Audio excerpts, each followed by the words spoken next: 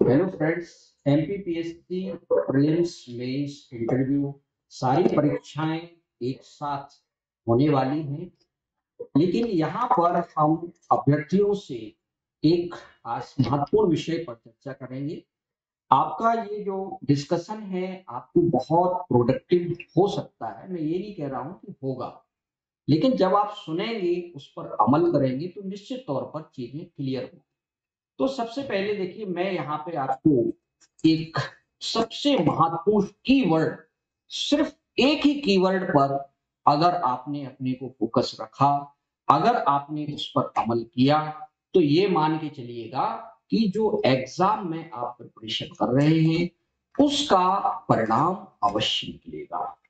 तो सबसे पहले हम उस कीवर्ड को जानते हैं। कीवर्ड है सेल्फ अवेयरनेस, यानी स्व जागरूकता। स्व जागरूकता का मतलब ये है कि हम जिस काम को कर रहे हैं, हम उस काम में कितने दक्ष हैं, कितने स्किल है, कितना स्किल्ड हैं हम, और क्या हम जो परीक्षा की मांग है, पाठ्यक्रम की मांग है, क्या हम वो फुलफिल कर रहे हैं।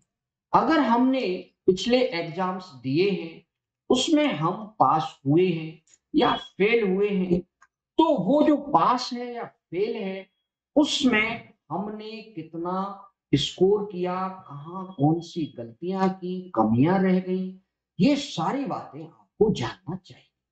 तो देखिए, जो सेल्फ अवेयरनेस है इसको हम एक चार्ट के माध्यम से आपसे डिस्कस करेंगे। इसमें जो भी हेड्स हम बनाएंगे उन हेड्स के अंदर जाकर के आपको सारी चीजें एक एक करके बारी बारी से हम बताएंगे। तो स्व जागरूकता या सेल्फ अवेयरनेस, स्व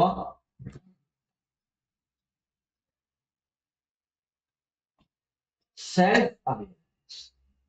अब आप खुद सोचिए, जिस काम को आप कर रहे हैं उसी के बारे में आपको नहीं पता है।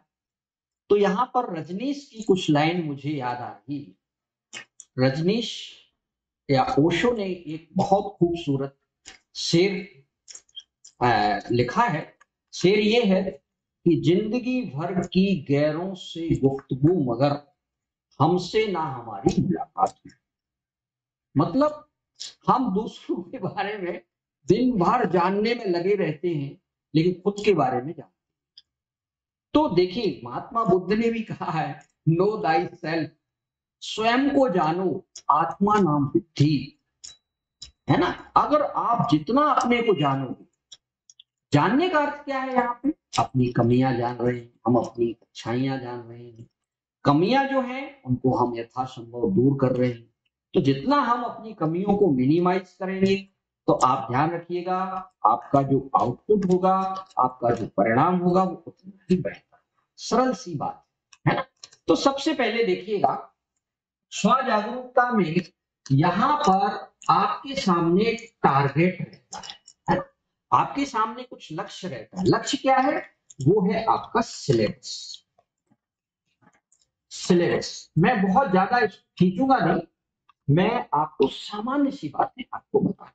आप देखिए, सिलेबस प्रीलिम्स का भी है, मेंस का है, इंटरव्यू का कोई सिलेबस होता है। तो सिलेबस में सबसे पहले आप प्रीलिम्स का सिलेबस उठाइए। उसमें जो 10 यूनिट है, 10 यूनिट में प्रत्येक यूनिट के उन टॉपिक को आप आइडेंटिफाइड करिए, चिन्हित कीजिए कि ये टॉपिक मेरे लिए थोड़े से कठिन है, या मेरे पास इस टॉपिक का अच्छा कंटेंट नहीं है, पर्याप्त इसमें हमारे फैक्ट नहीं है, या जो कंटेंट है वो उस लेवल का नहीं है कि जिससे हम परीक्षा में उनके प्रश्न, उससे प्रश्न आने वाले प्रश्नों को कर पाए। जैसे मैं एक उदाहरण से आपको समझा, सभी के पास 9वीं यूनिट का पर्याप्त कंटेंट, सोशल मीडिया पर भी खूब सारा कंटेंट अवेलेबल है, कोचिंग संस्थानों का भी बहुत सारा कंटेंट अवेलेबल है, लेकिन जो 10 क्वेश्चन पूछे जा रहे हैं उससे, जैसे 2020 में पूछा गया, 2021 में पूछा गया, फिर भी अभ्यर्थी उसमें क्वेश्चन कर नहीं पा रहे। इसका मतलब सरल सा है कि उसमें जो टॉपिक दिए गए हैं उन टॉपिक को सबसे पहले डिकोड करने के बाद, अब डिकोड कैसे करेंगे? यानी उसके अंदर क्या पढ़ना है वो कैसे समझेंगे, तो वो आप समझेंगे पेपर्स को देख करके। पेपर्स के क्वेश्चन उठाओ, क्वेश्चन में क्या पूछा गया है, वो क्वेश्चन किस टॉपिक से रिलेटेड है, किस सब टॉपिक से रिलेटेड है, फिर उसको आप ढूंढिए। ढूंढने के बाद फिर उसका आप जो है एक व्यवस्थित आप उसको तरीके से लिखिएगा, तैयार, तब आप उस प्रश्न को कर। अदरवाइज आप फिर बार बार उसमें फंसते रहेंगे, गलत करते रहेंगे, तो आपको फायदा नहीं। तो ये बात जैसे मैंने उदाहरण के तौर पर 9वीं यूनिट की थी। इसी प्रकार से हर यूनिट में कुछ टॉपिक ऐसे होते हैं जहां पर आपको परेशानी पैदा हो जाती है। जैसे अब हम मध्य प्रदेश की यूनिट्स को ले लें, तो मध्य प्रदेश में जो इतिहास पूछा जा रहा है या मध्य प्रदेश में जो राज्य व्यवस्था पूछा जा रहा है, वो प्रश्न भी हमसे नहीं बन रहे हैं। तो हम इन सभी पहलुओं पर विचार करें और उसके लिए एक रणनीति बनाएं कि आखिर हम इन टॉपिक्स को कैसे मजबूत करें ताकि हमारा प्रीलिम्स में जो स्कोर है वो 80 के आसपास। यहाँ पर मैं एक सबसे बड़ी बात आपको ये बता दूं कि प्रीलिम्स का जो सिलेबस है आपका, और उस पर जो लोगों ने नोट्स तैयार किया है, मार्केट के अंदर है या सोशल मीडिया में अवेलेबल है, एक बार आप उसको नोट्स को सामने रख लीजिए। ठीक है, जो भी आपके पास कंटेंट, बड़ा सरल बात बता रहा हूं, फिर आप सिलेबस उठा के रख लीजिएगा। तो एक तरफ आपका कंटेंट हो गया, आपका सिलेबस हो गया, और एक हो गए आपके लास्ट ईयर के पेपर्स। बस अब आप तीनों में देखिएगा, तीनों को मैच करो कि उसमें से कितनी चीजें मैच कर रही हैं। आपके पास पिछला नोट्स होगा, सिलेबस है, और आपका यहाँ पर पिछले वर्ष के पेपर। तो आपको ध्यान देना है, कभी कभी चालाकी से लोग क्या करते हैं, नोट्स को अपडेट कर देते हैं और वो क्वेश्चन उसमें इंसर्ट, जबकि वो टॉपिक ही नहीं होता। सपोज दैट जैसे कि अगर मैं 9वीं यूनिट में एक टॉपिक है टोपोलॉजी, उसको ले लूं, तो आप देखेंगे उसको टोपोलॉजी में किसी ने लिखा नहीं है, पर उस क्वेश्चन का उत्तर जो है वहां पर, या उस क्वेश्चन की जो इंफॉर्मेशन वो डाल, लेकिन टॉपिक गायब है, या उसके अंदर जो सब टॉपिक है वो। जैसे सपोज दैट सोशल मीडिया ही ले लो, सोशल मीडिया पे आज भी किसी ने कोई कंटेंट नहीं बनाया। तो इसका मतलब है फिर आप मेरे से प्रश्न करेंगे क्या सर आपने बनाया है? तो देखिए, हमने इस पर जो नोट्स कंटेंट तैयार किया है, हम ऐसा आपसे नहीं कह रहे हैं कि हम सारे क्वेश्चन, आने वाले क्वेश्चन को हम सब फंसा लेंगे या हमारे नोट्स में सारे के सारे मिल जाएंगे यहाँ पर। लेकिन मैं एक आपको ये बात बता दूं, हमेशा याद रखिएगा कि 100 प्रश्नों में कभी भी 100 में 100 सही नहीं करते हैं लोग। 100 में कितने सही करते हैं? 80 करेंगे, बहुत से बहुत मार्क मान लीजिए आप 82 कर लेंगे। 2020 का पेपर उठा के देख लीजिए, उसमें कोई भी स्टूडेंट 73 से अबव नहीं है। तो क्वेश्चन पेपर पर भी डिपेंड करता है, लेकिन हाँ इतना तो होना चाहिए कि अगर 70 कट ऑफ जा रहा है या 77 कट ऑफ जा रहा है, तो आपका उसमें जो स्कोर होना चाहिए कम से कम 2-3 प्लस, है ना, ताकि आप जो है जब भी रिजल्ट आए तो आप उसमें आश्वस्त रहें, एंश्योर्ड रहें कि मेरा सिलेक्शन हो जाए। ठीक है, तो यहाँ पर आप सबसे पहले क्या करिए, प्रीलिम्स में जो भी आपके पास नोट्स है और सिलेबस है और क्वेश्चन पेपर है, इन तीनों को एक साथ रखिएगा और उसको देखिएगा कि उसमें वो क्वेश्चन आ रहे हैं कि नहीं आ रहे, या वो टॉपिक उसमें कवर किया गया है कि नहीं किया गया है नोट्स में। अदरवाइज आपकी सारी मेहनत बेकार है। एक मुहावरा है कि रात भर पीछे और पारे की कोई मतलब निरर्थक क्रिया। क्योंकि हम आपको ये यहाँ पर बताना चाह रहे हैं कि आप जो भी पढ़ें तो उसको एक सही दिशा में पढ़ें, सही दिशा में अपना प्रयास करें, तो आपको परिणाम जरूर मिलेगा। अब आते हैं सिलेबस में, दूसरा जो हम आपको बात बताएंगे यहाँ पे वो मेंस। मेंस में आप देख रहे होंगे कि यहाँ पर भी अभ्यर्थी बहुत छोटी छोटी बातों पर ध्यान नहीं देते, है ना। और सिलेबस, कई बार तो मैंने ये भी देखा है लोगों को सिलेबस ही याद नहीं। अब सिलेबस याद नहीं है, आपको लास्ट ईयर्स के पेपर्स ही याद नहीं है, पेपर्स में क्या पूछा गया है ये भी नहीं पता है, तो आप सोचिएगा कि आप बिना लक्ष्य को सामने रखे हुए काम कर रहे हैं। है ना, यानी एक अंधी दौड़ लगा रहे हैं जिसका कोई जो है तरीका नहीं है, मतलब कोई निष्कर्ष ही नहीं निकलेगा ऐसी दौड़ लगाने से, ऐसी मेहनत करने से। अब सपोज दैट मैं यहाँ पर एक बहुत पॉपुलर किताब है राजव्यवस्था की, मैं उसका नाम नहीं लूंगा, सारे लोग उसको पढ़ते और वो लाइन बाय लाइन, शब्द बाय शब्द सबको याद भी है, लेकिन जब परीक्षा में जाती है तो प्रीलिम्स में, मेंस में उस किताब से क्वेश्चन ही नहीं आते। आप समझ रहे होंगे मेरा इशारा किस तरफ है ना? जब भैया उससे क्वेश्चन ही नहीं आ रहे हैं तो पढ़ने से क्या मतलब है उस, है ना? तो आपको इन सब चीजों के लिए एक बार रिव्यू करना चाहिए, पुनर्विचार करना चाहिए। मेंस में 6 पेपर होते, मैं छठे पेपर से शुरू करता हूं। अब छठे पेपर में आपका जो पहला निबंध है वो फिक्स है, उसमें टॉपिक की ये टॉपिक आपसे पूछे जाएंगे, लेकिन किसी भी अभ्यर्थी ने, मान लो उसमें 12 से 14 टॉपिक हैं, तो 12 से 14 टॉपिक के जो निबंध हैं, आज भी उन टॉपिक पर किसी के पास कोई भी अध्ययन सामग्री नहीं। कोई निबंध संग्रह पढ़ रहा है, तो कोई कुछ पढ़ रहा है, तो कोई निबंध मंजूषा पढ़ रहा है, कोई निबंध का पिटारा पढ़ रहा है, तो कोई कुछ पढ़ रहा है, और टॉपिक ही नहीं है उसमें, है ना? तो ऐसे टॉपिक जो उसमें हैं कई, जैसे अब कृत्रिम बुद्धिमत्ता एक टॉपिक है, अब आप सोच के देखिए कोई निबंध कहीं पे मिलता है क्या? आपको देखिए थोड़ा सा शार्पली चीजों को पढ़ना पड़ेगा और थोड़ा सा डायरेक्शन अपनी सही रखनी पड़ेगी। अब इसी प्रकार से जो आपका दूसरा निबंध है जो कि 500 शब्दों में पूछा जाता है, करंट अफेयर से रिलेटेड है, तो आप अपने से सेल्फ टॉक करिए, स्व बातचीत, आपसे अंतःक्रिया कीजिए कि भैया हमारे पास जो करंट अफेयर्स की निबंध है, क्या उसका हमने लिस्ट बनाया है, कौन से संभावित निबंध हैं, कम से कम 20 से 30 निबंध का आप लिस्ट बनाओ। उसमें से हम ज्यादा नहीं कह रहे हैं, 8 से 10 निबंध का आप लिख लें, आपका अभ्यास भी हो गया, आपका डायरेक्शन भी बन गया। यही बात प्रतिवेदन में है, साथ जो पत्र लेखन आता है, पत्र प्रारूपण आता है, उसमें तो आपको पढ़ना पड़ेगा। ऐसा नहीं, आप देखिए, आप जितना कंफर्ट जोन में रहेंगे, आपके लिए कंपटीशन तो निकालना उतना ही कठिन।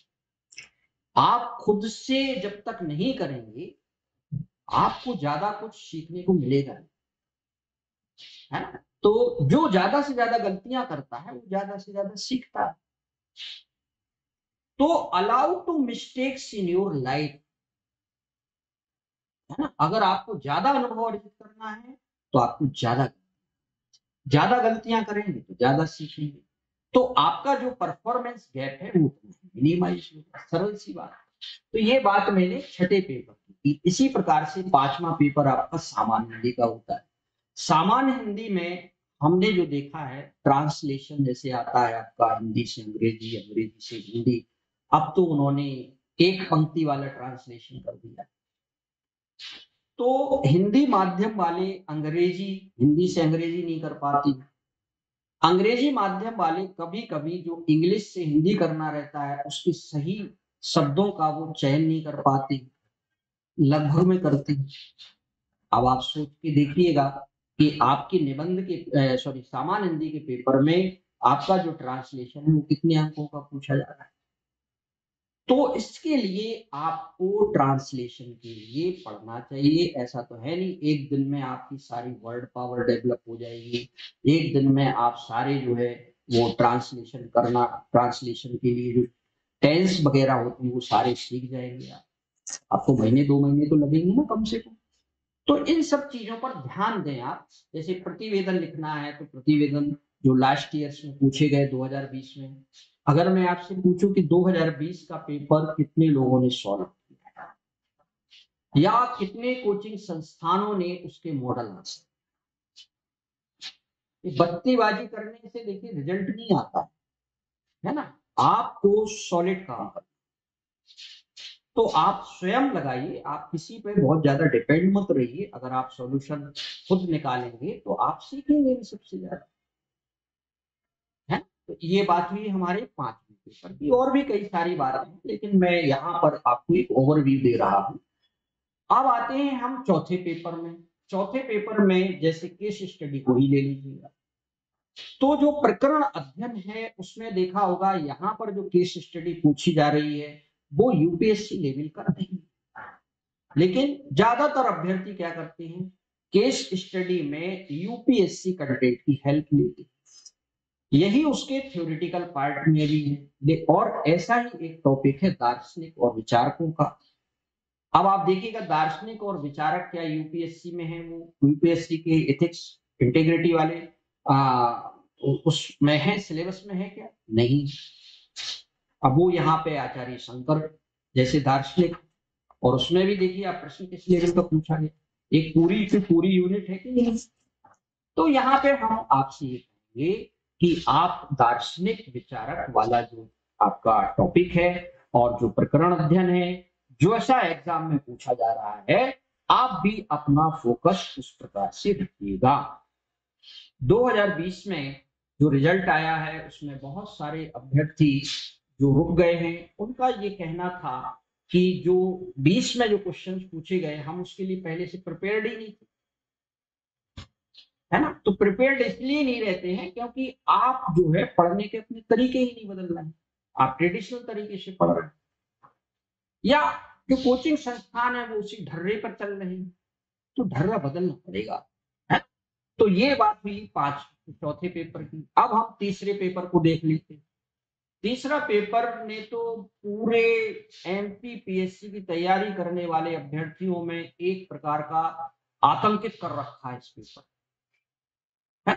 खास तौर से जो ह्यूमैनिटी सब्जेक्ट के अभ्यर्थी वो काफी डरे रहते हैं थर्ड पेपर से। देखिए अगर आप रणनीति योजना बनाकर काम करते हैं तो हर काम सहज हो जाए। तो जैसे मैथ्स ले लीजिए या फिजिक्स केमिस्ट्री और बायोलॉजी है, अब कई बच्चे तो फिजिक्स केमिस्ट्री और बायोलॉजी में नीट पढ़ते हैं, तो नीट की तो अगर आप ऐसा करेंगे तो आप अपना लाइन और लेंथ दोनों खो देंगे, है ना। वाइट बॉल फेंकने लगेंगे, इधर करने लगेंगे, ये सब नहीं करना है भैया आपको, है ना। आपको अगर हम आपको ये कहें कि आप जो है पहले क्वेश्चन देखो फिर सिलेबस देखो, अब सिलेबस और क्वेश्चन पेपर का मैच करो, फिर उसमें से कुछ टॉपिक निकालो, उनको लिस्ट कर लो, उनका नोट्स बना लो, है ना। तो आपका काम आसान हो जाएगा। जैसे मैथ्स नहीं आता है तो मैथ्स का आप रेगुलर प्रैक्टिस करो, उसका आप कोचिंग कर लेंगे तो ज्यादा अच्छा रहेगा मेरे हिसाब से। 30 अंकों को आप इग्नोर मत करो, मैथ्स में 30 अंक का होता है। और सबसे बड़ी बात यह है कि मैथ्स में आपको पूरे में पूरे अंक मिलते हैं। लेकिन हम देखते हैं मैथ्स को जो ह्यूमैनिटी सब्जेक्ट के बच्चे हैं वो उसको निगलेक्ट कर देते, उपेक्षित कर देते, तो फायदा किसको होगा, फायदा होगा आपका जो मैथ साइंस बैकग्राउंड के बच्चे हैं या इंजीनियरिंग पढ़े हुए बच्चे, उनको फायदा होगा। देखिए कंपटीशन में आपको हमेशा एक बात याद रखना चाहिए, आपको हर जगह प्लस रहना पड़ता है, और आप सब जगह अगर धनात्मक हैं तो ही आपका जो 6 पेपर है उसमें संतुलन बनता है। एक भी पेपर में ये संतुलन बिगड़ा तो आपका ओवरऑल जो स्कोर है वो बहुत बुरी तरह से प्रभावित हो जाए। अब थर्ड पेपर को लीजिए, बहुत सारे अभ्यर्थी हो सकता है इसमें 40% भी स्कोर ना कर पाए, तो ये सारी समस्या है। तो ये बात हुई थर्ड पेपर की। थर्ड पेपर के बाद एक और चीज हम बता दें, जैसे फिजिक्स केमिस्ट्री बायो है या मैथ्स है, इसके अलावा भी जो टॉपिक हैं वो टॉपिक भी अभी तैयार नहीं है ना। तो सबसे पहले आप ये करिए ह्यूमैनिटी सब्जेक्ट वाले अभ्यर्थी कि आपका जो मैथ्स साइंस के अलावा जो टॉपिक है उनको काफी अच्छा कर लो, क्योंकि उसको करने में आपको ज्यादा तकलीफ नहीं है, और बाकी जो टॉपिक हैं उनको धीरे धीरे उसमें इंप्रूवमेंट लाए। थर्ड पेपर हो गया। सेकंड पेपर ले लीजिए आप। सेकंड पेपर जो है ये भी काफी बड़ा टॉपिक है, और इसमें जो प्रश्न पूछे जा रहे हैं, प्रश्न पूछने के जो तरीके हैं उनमें भी काफी बदलाव आए, उन बदलावों को आप स्वीकार करिए, है ना। और सबसे बड़ी बात मैं यहाँ पे एक चीज और आपको बता दे रहा हूँ कि थर्ड पेपर जो है वो सारा का सारा कंपलसरी हुआ था, है ना। अब सेकंड पेपर में आप सुनिएगा कि जो दीर्घोत्तरीय प्रश्न है उसमें तो आपके लिए चॉइस है, लेकिन फर्स्ट और सेकंड क्वेश्चन में कोई चॉइस नहीं। तो 3 मार्कर में 5 मार्कर में आपको कोई चॉइस नहीं है, वहां पे थर्ड में है। इसी प्रकार से फर्स्ट पेपर में है कि थर्ड क्वेश्चन दीर्घोत्तरीय प्रश्नों में तो चॉइस है, लेकिन 3 और 5 मार्कर में चॉइस नहीं है। इसका अर्थ निकालिए, इसका मतलब क्या? इसका मतलब ये हुआ सरल भाषा में, देखिए दीर्घोत्तरीय प्रश्न तो कोई भी है तो वो लिख देता है, लगभग में लिख दे, कैसे भी लिख देगा। लेकिन आप खुद सोचिए 3 और 5 मार्कर में आप कैसे लिखेंगे? तो थोड़ा सा मुश्किल रहता है 3 और 5 मार्कर में लिखना। और आपको ये बता दूं कि एमपीपीएससी में जो 3 और 5 मार्कर पूछा जाता है वो बहुत ज्यादा इंफॉर्मेटिव होता है, तथ्यात्मक होता है। अब सपोज दैट एक खनिज अर्कोस पूछ लिया था, आता है तो आता है, नहीं आता तो नहीं आता है। लेकिन मैं ये नहीं कह रहा हूं कि अर्कोच के लिए आप जो है नहा धो के पड़ जाए ऐसे क्वेश्चन के पीछे, लेकिन जो आता है उसको तो आप अच्छे से करें, ठीक है ना? तो फर्स्ट पेपर में आपने देखा होगा हिस्ट्री में कुछ क्वेश्चंस उन्होंने स्टेटमेंट कथन आधारित पूछे है ना, जैसे कि जो बड़े क्वेश्चन है खासतौर से वो, उन प्रश्नों को लिखना, क्योंकि हम पढ़ते ही नहीं उस तरह से तो लिखेंगे कैसे? तो आपको कोशिश ये करनी चाहिए कि अब क्योंकि कथन आधारित क्वेश्चन हिस्ट्री में पूछ रहा है तो आप कथन आधारित कुछ प्रश्नों का अभ्यास करें और अपने नोट्स में देखें क्या किसी नोट्स में कथन आधारित प्रश्नों का उसमें संकलन है कि नहीं, कलेक्शन है कि नहीं, या आप ने कोई ऑनलाइन कोर्स परचेज किया या ऑफलाइन आप क्लास कर रहे हैं, क्या वहां पे जो फैकल्टीज हैं वो क्या उस लेवल से पढ़ा रहे हैं, या उस तरह के प्रश्नों का आपसे अभ्यास करा रहे हैं कि नहीं करा रहे हैं। सब चीजों पर आपको विचार करने की जरूरत है ना। तो यहाँ पर ये बात हुई मेंस के सिलेबस की। मेंस का जो सिलेबस है उसमें आप एक बात हमेशा याद रखिएगा, जो भी टॉपिक उसमें उल्लिखित हैं, सब टॉपिक उल्लिखित हैं, मेंशन्ड हैं, वो सभी पढ़ना, भले ही चाहे परीक्षा में वो पूछा जाए उससे या ना पूछा। मान लो भाई अभी कभी पूछ लिया उसने तो यहां आपको सिलेक्टिव अप्रोच नहीं रखना है, चयनात्मक आपका जो उपागम है, चयनात्मक पढ़ने का जो तरीका है, अगर आप वैसा बना के चलोगे तो आप हर बार तैयारी का मतलब ये होता है 100% टॉपिक तैयार है ना। तैयारी का मतलब ये नहीं होता आधा अधूरा तैयारी करना कि इस टॉपिक से तो पूछा ही नहीं जाता तो ये हम क्यों पढ़े, ऐसा नहीं। आपको पूरा सिलेबस पढ़ना चाहिए, चाहे वो प्रीलिम्स का हो चाहे मेंस का हो, 100%। अब बात करते हैं हम यहाँ पर सिलेबस की चर्चा, है ना। अब दूसरी बात जो आती है यहाँ पे वो है आपके एग्जाम की, कि जो परीक्षा होती है उसको भी ठीक तरह से समझ। देखिए परीक्षा में आपको दो चीजों को याद, एक तो जो आपसे पूछा जाता है यानी जो क्वेश्चन पेपर आता है वो, तो यहां पे मैं लिख लेता हूं क्वेश्चन, और क्वेश्चन का आपने जवाब कैसे दिया वो हो गया आपका आंसर। इस पर भी आप विचार, है ना।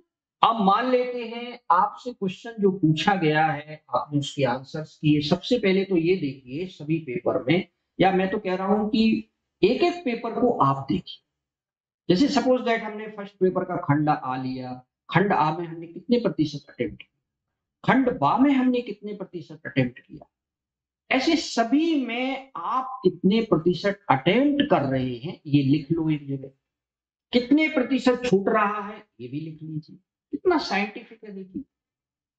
आप दूसरा क्या करो, दूसरा ये करिए आप कि आपने जो आंसर दिए जवाब लिखे हैं वो जवाब कितने उपयुक्त हैं, एप्रोप्रिएट हैं, कितना उसमें गुणात्मकता है, क्वालिटेटिव है आपके आंसर्स, या अगर कोई उसमें आप एक देखिएगा कि आपने जो लिखा हुआ है आपने उसको 50% स्कोर कर पा रहे हैं, आपकी 60% कर पा रहे हैं, या 63 65 कर पा रहे हैं, तो फिर आप ये देखिएगा उसमें कि आप जो आंसर्स लिख रहे हैं उसमें आपका परसेंटाइल कितना है, कितना आपका परफॉर्मेंस आ रहा है। ये हुई दूसरी बात। तीसरी बात ये होती है कि 3 मार्कर, 5 मार्कर और 11 मार्कर जो क्वेश्चंस आपसे पूछे गए हैं उन सबका चार्ट। और ये देखो कि 3 मार्कर में जैसे क्वेश्चन खंडा में 15 पूछे गए हैं, तो आपने उसमें कितने कर पाए, 5 मार्कर में कितना कर पाए, 11 मार्कर में कितना कर पाए, ऐसे सभी पेपर्स में आप बने। देखिए मैं यहाँ पे आपको एक सामान्य सी बात बता देता कि आपका जो एग्जाम होता है मेंस, वो 1400 मार्क्स का होता है। अगर आपसे 200 नंबर का छूट गया, यानी आपने अटेम्प्ट ही नहीं किया। क्यों नहीं किया अटेम्प्ट? क्योंकि आपने प्रैक्टिस नहीं की, इसलिए आपकी स्पीड मेंटेन नहीं है, आपकी टाइमिंग मैच नहीं कर रही है। तो आप ये मान लीजिएगा कि अगर 200 नंबर का छूट गया और आप 1200 में मान लेते हैं सिद्धहस्त हैं, सिद्ध पुरुष हैं आप, तो हम जोड़ लेते हैं उसमें, चलिए 60% मान लेते हैं एवरेज, तो कितना हुआ भैया, 720 ही हुआ ना। 720 में तो क्वालिफाई भी नहीं होंगे आप। कितना देखिए सरल है। हमारे अभ्यर्थी या जो हमसे पूछते हैं एग्जाम के बाद कि सर हमारा सिलेक्शन होगा कि नहीं, तो हम सबसे पहले उनसे पूछते हैं, पहले तो ईमानदारी की शपथ ले लो आप, जो बोलेंगे सच बोलेंगे, सच के अलावा झूठ नहीं बोलेंगे, क्योंकि झूठ बहुत बोलते हैं। अगर आपने लास्ट में घसीटा राइटिंग में लिखा है, किसी तरह लिख दिया मान लो, वो अटेम्प्ट नहीं माना जाता, याद रखिए, उसको आप घटा दीजिए। समझ रहे हैं ना, घसीटा राइटिंग बुंदेलखंडी में बोला जाता है ना, मतलब जल्दी जल्दी लिखना, यानी दिमाग और कलम का कोई मैच नहीं है, बस आपने लिख दिया उसको किसी भी तरह से, है ना। वो भी प्रश्न अटेम्प्ट नहीं हुआ, याद रखिएगा। आप भले ही अपने संतुष्टि के लिए आप उसको कह दें कि हम तो कराए सर। तो यहाँ पर ये फार्मूला जो मैंने दिया है कि 1400 वर्सेस 1200, ये आप कितने भी पढ़ने वाले हों, अगर आपने 200 नंबर का छोड़ दिया तो दो बातें, मान लेते हैं आपका इंटरव्यू कॉल, तो आप नीचे सिलेक्ट, रैंक तो होल्ड नहीं कर पाएंगे ना। इसलिए सबसे पहले अपनी ये रणनीति बनाइए कि 60-70 नंबर से ज्यादा ना छूटे, यानी आप 1350 से 1330 का अटेम्प्ट करेंगे, तभी आप रैंक होल्ड कर पाएंगे। अच्छे जो आपकी प्रावीण्य सूची होती है मेरिट लिस्ट होती है, उसमें आप अंडर 20 में आ पाएंगे। ठीक है, तो यहां पर आपको मैंने 3 बातें बताई हैं, क्वेश्चंस कितने पूछे गए, कितने अटेम्प्ट किए, दूसरी बात जो क्वेश्चन अटेम्प्ट किए उसमें आप कितने प्रतिशत स्कोर कर सकते, तीसरी बात आपने क्वेश्चंस जो आपसे पूछे गए उसमें से आपने कितने नंबर का छोड़ा। ईमानदारी से आज से ही ऐसा करेंगे। देखिए मैं एक सरल बात बता रहा हूं, आप मेंस टेस्ट सीरीज करते या प्रीलिम्स टेस्ट सीरीज करते, उसी से अपना आकलन कर सकते। हाँ लेकिन ये ध्यान रखिए, टेस्ट सीरीज भी दो तरह की होती है, एक होती फर्जी टेस्ट सीरीज। फर्जी जानते हैं क्या? फर्जी का मतलब ये होता है कि वो एग्जाम से उस टेस्ट क्वेश्चंस का कोई मैच ही नहीं। अभी भी पूछते हैं वो लोग, क्या हीरा कहाँ पे उत्पादन किया जाता है, हीरा कहाँ पाया जाता है। भैया नेक्स्ट जनरेशन के जो आपका सिलेबस पूरा बदल गया है, पूछने का तरीका बदल गया है, तो आप अपने पढ़ने के तरीके भी बदलो। और ठीक है ना, तो ये बात है आपको याद रखना है। ये हुआ एग्जाम। अब तीसरा जो हमारा हेड है, शीर्षक है, वो है एग्जाम ट्रेंड। एग्जाम ट्रेंड में आपको यानी परीक्षा की प्रवृत्तियां, यानी जो एमपीपीएससी परीक्षाएं ले रहा है, सबसे पहले तो आप अपने आप को कुएं के मेंढक की मानसिकता से बाहर आए। कैसे? अब मान लेते हैं कि सिर्फ आप पेपर देख रहे हैं प्रीलिम्स में, कौन से, जो 2020 का हुआ और 21 का। अब आप एमपीपीएससी द्वारा जो दूसरी एग्जाम्स हुए हैं उनके आप पेपर ही नहीं देख रहे, जैसे कि डीपीओ का पेपर हुआ, या मान लेते हैं कि एक सहायक चिकित्सक का कोई पेपर हुआ, ऑर्थोपेडिक्स का हुआ, तमाम सारी एग्जाम जो कंडक्ट करती है एमपीपीएससी, वो सभी पेपर्स भी आप देखिए। साइड पे आपको सब डला हुआ है ना। वो मैं बार बार यही कह रहा हूँ, थोड़ा सा आप जो है कंफर्ट जोन से बाहर आओ, है ना। उठो जागो और शिक्षा प्राप्त करो, ठीक है ना। तो थोड़ा जागना पड़ेगा भैया, है ना। एग्जाम ट्रेंड में देखिए, अब यहाँ पे दो बातें मैं बता, एक वो होता है जो माइंड है ना, कि आपने तमाम सारे जो आपका एनवायरनमेंट है आसपास का, ना, जैसे कोचिंग का एनवायरनमेंट है, आपके पीयर ग्रुप्स हैं, आपके साथी लोग हैं, वो क्या करते हैं, उन्हीं चीजों को बार बार बताते हैं, उन्हीं चीजों को बार बार रिपीट करते हैं, जिससे आपका एक माइंड सेट हो जाता है, आप फिक्स्ड माइंड, आप उस सर्कल से बाहर ही नहीं आ पाते। उस सर्कल से बाहर आओ भैया, है ना। और ये देखो कि अब क्या पूछ रहा है, आगे क्या पूछा जा सकता है। तो आपको थोड़ा सा प्रोग्रेसिव माइंड अपना रखना पड़ेगा। जो भी बदलाव आ रहे हैं, जैसे मैंने प्रीलिम्स में क्या बताया आपको कि एमपीपीएससी के द्वारा दूसरी दूसरी जो परीक्षाएं हो रही हैं, उनके पेपर भी सॉल्व करो, आरएएस के पेपर भी सॉल्व करो, एनडीए सीडीएस इनके भी पेपर लगाइए, एसएससी के भी पेपर देखो। पेपर देखने से क्या होता है, आपका जो माइंड होता है वो बहुत फ्लेक्सिबल बनता है, और आपको एक ही टॉपिक के बारे में तरह तरह की जो प्रॉब्लम्स होती हैं, क्वेश्चंस के माध्यम से जो आपसे पूछी जाती हैं, उसके बारे में आप दक्ष हो जाते हैं, है ना। तो थोड़ा सा अपना दायरा जो है उसको बड़ा करें, है ना। अब आते हैं मेंस में। देखते हैं, मेंस में हम आपको ये कहेंगे कि आप सबसे पहले ईमानदारी से आज ही आप 2020 का पेपर उठाइए, जो फेल हो गए हैं वो भी, और जो आगे एग्जाम देने वाले हैं 21 का वो भी, उस पेपर को आप सॉल्व करिए खुद से।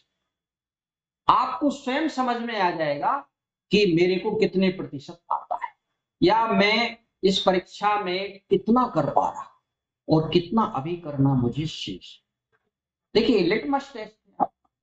ईमानदारी से आप बैठिए 3 घंटे, एक कॉपी लीजिए, उस पर लिखिए, है ना। देखिए, सबसे ज्यादा व्यक्ति किससे सीखता है, अपने से सीखता, ये हमेशा याद रखिए। दूसरे लोग तो आपको केवल रास्ता बताते हैं, चलना तो आप ही को पड़ेगा, और आप जब तक चलोगे नहीं, जब तक आपको समझ में नहीं आएगा कि रास्ते में कठिनाइयां क्या क्या आती हैं, राइट। तो इसको आपको याद रखना। तो एग्जाम ट्रेंड में मैं यहाँ पे ये डिस्कस करूंगा आपसे कि आप 2020 का पेपर आपके सामने है, रिजल्ट भी आ गया है मेंस का, आपका प्रीलिम्स 2020 एक बार हो चुका है, 2021 भी हो चुका है, उसका भी रिजल्ट आपके सामने। अब आप अपना आत्म विश्लेषण करें, है ना, सेल्फ एनालिसिस करें कि भाई हम इसमें कहाँ कमजोर हैं, या क्वेश्चन जैसे पूछे जा रहे हैं क्या हम उस दिशा में पढ़ रहे हैं कि नहीं पढ़ रहे हैं। अभी मेरी कुछ बच्चों से बातचीत हुई, तो उन्होंने मेंस के बारे में एमपीपीएससी पर आरोप लगाना शुरू कर दिया। बोले उन्होंने राष्ट्रीय शिक्षा नीति में ऐसा क्वेश्चन पूछा कि कोई ऐसे पढ़ते ही नहीं। ये कहलाता है एक सेल्फ डिफेंड कर रहे हैं आप, अपनी सुधार नहीं कर रहे हैं, आप अपने आप को सेल्फ डिफेंड कर रहे हैं, और इस सेल्फ डिफेंस करने में आप अपना कितना लॉस कर रहे हैं आपको पता ही नहीं। यही तो प्रोग्रेसिव वर्सेस फिक्स्ड माइंड है। इसलिए आप थोड़ा सा दिमाग को फ्लेक्सिबल बनाइए, है ना। तो एग्जाम में जो क्वेश्चंस पूछे जा रहे हैं, उसके जितने तरह के पैटर्न हैं, उन सभी पैटर्न का आप रेगुलर अभ्यास करें, है ना। और थोड़ा सा जो मेंस टेस्ट सीरीज हो या प्रीलिम्स टेस्ट सीरीज हो, उसका लेवल थोड़ा सा ऐसा होना चाहिए कि एमपीपीएससी के लेवल का तो हो।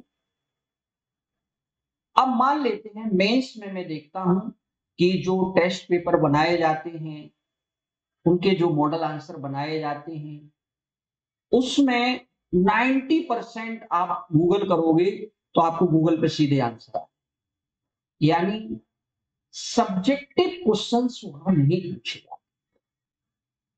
जैसे मैं एक उदाहरण से बता रहा हूं, एक क्वेश्चन आपको पढ़ के सुनाता हूं। प्राचीन भारतीय वैज्ञानिक साहित्य पर निबंध लिखिए। Right an essay on the ancient Indian scientific literature. 50 word में लिखना है, निबंध लिखना है। कितने शब्द में? 50। ये देखिए पैटर्न है कि आप 50 शब्द में इस लिटरेचर पर आप निबंध कैसे लिखें। निबंध एक विधा है। अगर आपने उस शब्द को उपेक्षित कर दिया, आपने अपने हिसाब से लिख दिया, तो आंसर तो सही नहीं है ना। आंसर आपका लगभग में ही, ध्यान रखिए। तो हम यहाँ पे आपसे ये कहेंगे कि एग्जाम ट्रेंड का मतलब होता है सरल भाषा में, बिंदुवार तरीके से बता देता हूं आपको कि चाहे प्री हो चाहे मेंस हो, उनके क्वेश्चंस तो अच्छे से पढ़ो। क्वेश्चंस की डिमांड को, क्वेश्चंस की डिमांड आप कैसे फुलफिल करें, इस पर काम करो, फिर करके देखो। Learning by doing.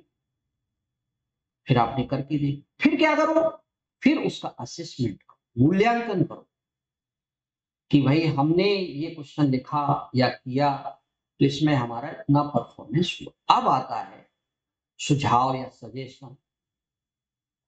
तो सुझाव या सजेशन या सुधार जो आप में हो अपेक्षित है कि क्या क्या सुधार आपको करना है, उसके लिए किसी आप सीनियर से या आपके जो भी वरिष्ठ अध्यापक गण हैं उनसे आप सलाह लीजिए, मशविरा कीजिए, है ना। आप हमसे भी चाहें तो हमसे भी मशविरा ले सकते, चाहें तो आप में लगातार सुधार। एक बात हमेशा याद रखिए, constant practice often excel than work. जो मुख्य परीक्षा में लगातार लिखने का अभ्यास करते हैं वो लगातार पढ़ने वालों से कई गुना। अब हम ये देखते हैं क्या, दिन भर लोग पढ़ते रहते हैं, 1 घंटा भी अपने लिए आंसर राइटिंग प्रैक्टिस के लिए नहीं निकालते।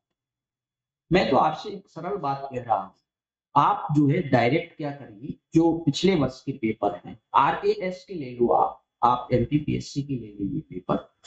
लेकिन हम आपको ये कहेंगे 2020 के पहले वाले पेपर आप कम सॉल्व करें। 2020 या उसके बाद के जो पेपर हैं, जो भी एग्जाम स्टेट PSC हो रही हैं, उनको आप करें।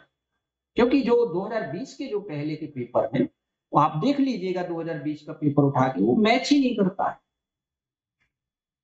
ना। तो साथियों आज हमारा जो ये डिस्कशन था वो काफी लंबा हो गया है ना। लेकिन हमने इसमें आपको ये बताने का प्रयास किया है कि आप जो जो भी आपके पास कंटेंट है, आपके जो पढ़ने के तरीके हैं, एग्जाम में जो पूछा जा रहा है, हम एग्जाम के तरीकों के साथ तालमेल बना पा रहे हैं कि नहीं बना पा रहे हैं, इन सभी बातों पर एक बार विचार करने की जरूरत है। तो आज का हमारा सत्र जो है वो यहीं पे समाप्त होता है।